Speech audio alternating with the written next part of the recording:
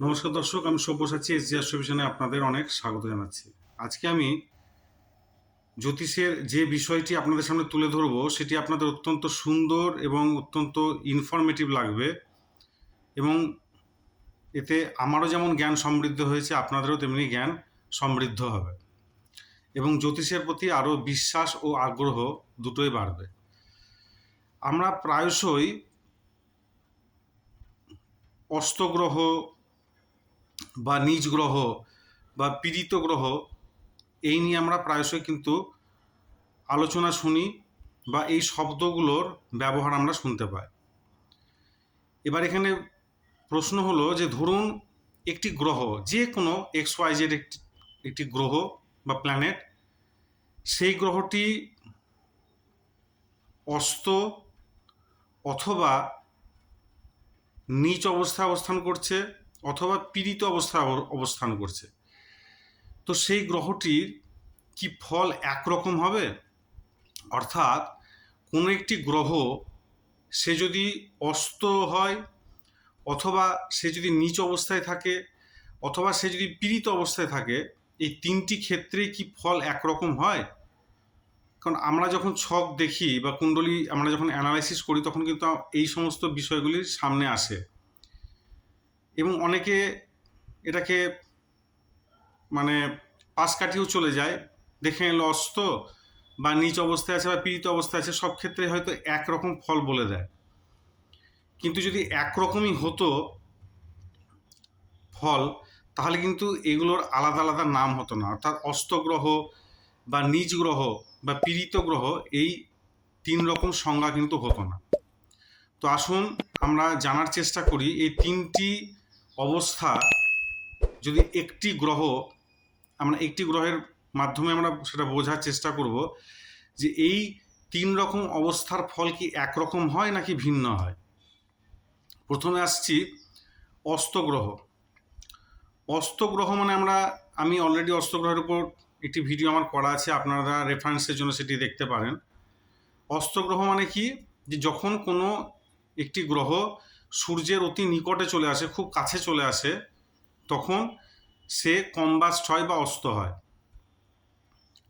অর্থাৎ সূর্যের খুব নিকটে, অর্থাৎ কোনো গ্রহ 7 ডিগ্রি, কোনো গ্রহ 12 ডিগ্রি, কোনো গ্রহ 14 ডিগ্রি পর্যন্ত যদি সূর্যের সঙ্গে তার ডিগ্রিগত ডিফারেন্স থাকে, সেক্ষেত্রে সেই গ্রহটি অস্ত হয়ে যায়। এখনকার সমস্ত সফটওয়্যারে বা কুণ্ডলিতে অস্তগ্রহ এই শব্দটি উল্লেখ থাকে কোনো গ্রহ যদি অস্ত যায়। তো যখন কোনো গ্রহ অস্ত হচ্ছে, তার মানে সে সূর্যের অতি নিকটে আছে। তাহলে অস্তগ্রহের ফলটা কি হচ্ছে? ধরুন আপনার শুক্র অস্ত আছে, তার মানে হচ্ছে শুক্র সূর্যের খুব নিকট অবস্থান করছে, যে কারণে শুক্র অস্ত হয়েছে। অর্থাৎ এক্ষেত্রে যেটা দেখা যাবে, কোনো গ্রহ অস্ত হওয়া মানে হচ্ছে সেই গ্রহটা যখন সূর্যের খুব কাছে চলে আসছে, সেই গ্রহটার যে দীপ্তি, তার যে এনার্জি, সেটা কিন্তু সে প্রকাশ করতে পারছে না। শুক্রের যে দীপ্তি, সেটি সূর্যের কাছে থাকার জন্যে, সূর্যের এত বেশি প্রকাশ বা দীপ্তি, তার কাছে শুক্র মানে ঢাকা পড়ে যাচ্ছে, শুক্রকে কিন্তু আর দেখা যাচ্ছে না। অর্থাৎ যে গ্রহটি অস্ত যাবে আপনার জন্মকুণ্ডলিতে, সেই গ্রহটি তার যে কারকত্ব সে কিন্তু প্রকাশ করতে পারবে না। অস্ত গ্রহ কিন্তু খারাপ হয় না, যে অশুভ হয়ে গেল তা কিন্তু নয়। অস্ত গ্রহ সে তার যেটা কারকত্ব সেটা কিন্তু সে প্রকাশ করতে পারে না।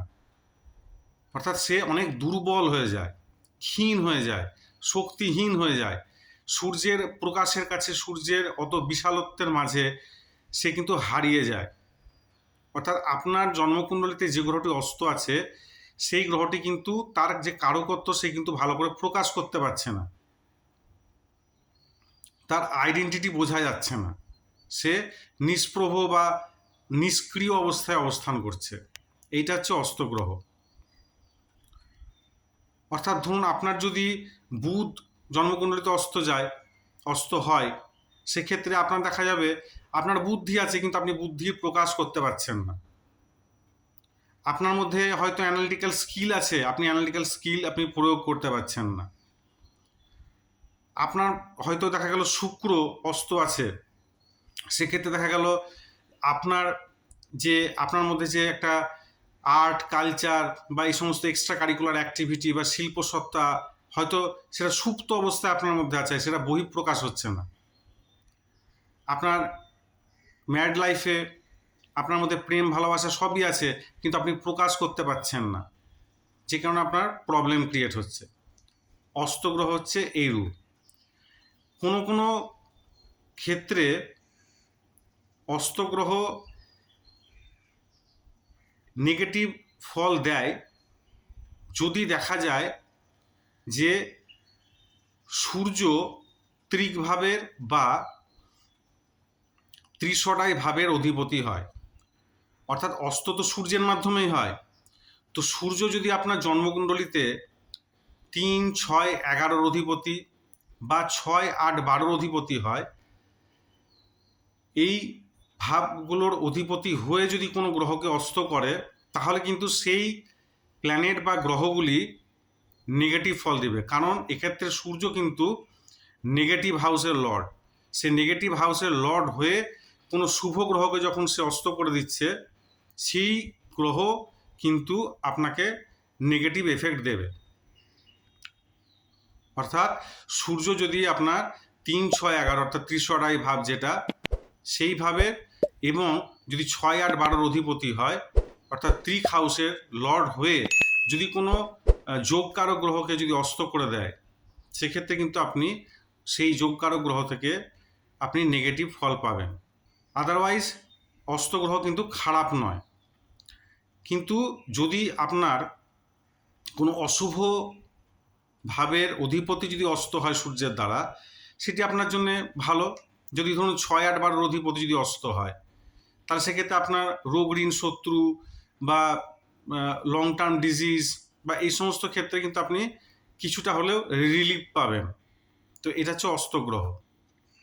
এবার চলে আসুন যে কোনো একটি প্ল্যানেট সে নীচ অবস্থায় আছে, তার ফল কীরূপ হবে।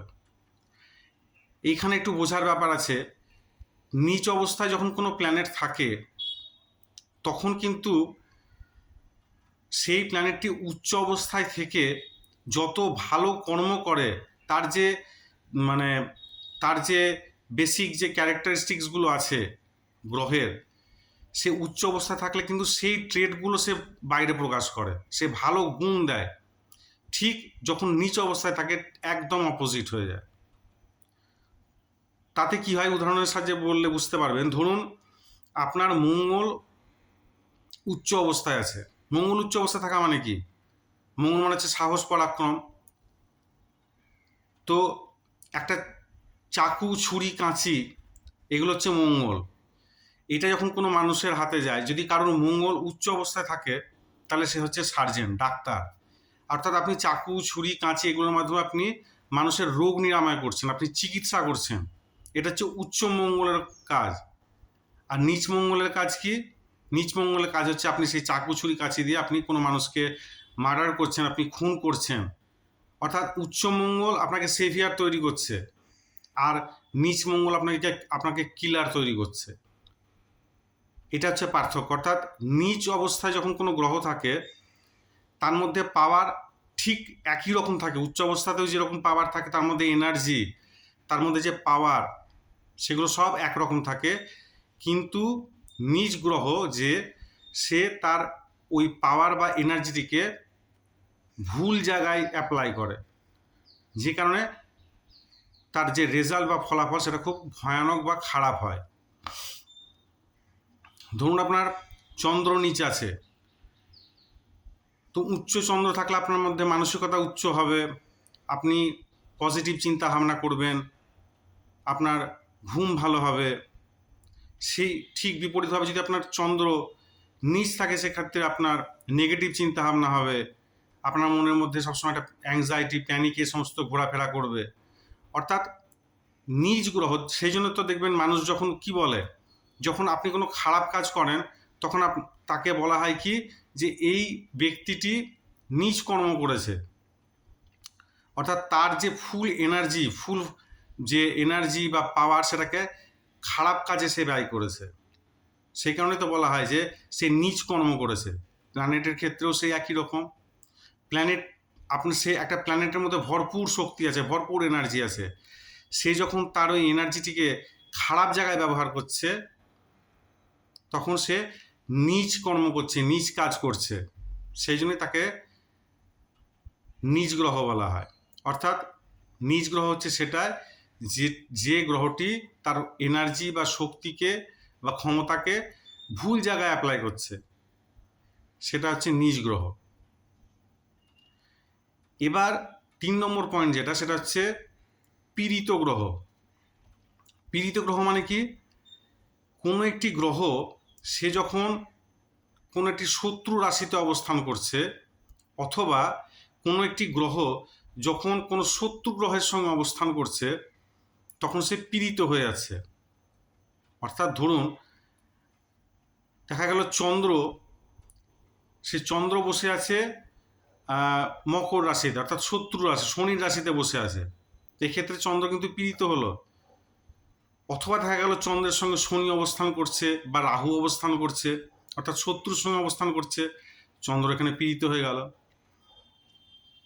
তো পীড়িত গ্রহের ফল কি হয়? পীড়িত গ্রহের ফল হচ্ছে এটাই, যেমন আপনি একজন মানুষ, আপনাকে যদি শত্রু যেখানে থাকে সেখানে আপনাকে যদি বসিয়ে দেওয়া হয়, অথবা আপনার সঙ্গে একজন শত্রুকে বসিয়ে দেওয়া হলো যে যাও তোমরা দুজন একসঙ্গে কাজ করো, যেরকম আপনারা হবে গ্রহের ক্ষেত্রেও সেরকম। অর্থাৎ গ্রহ যখন পীড়িত হয় তার মধ্যে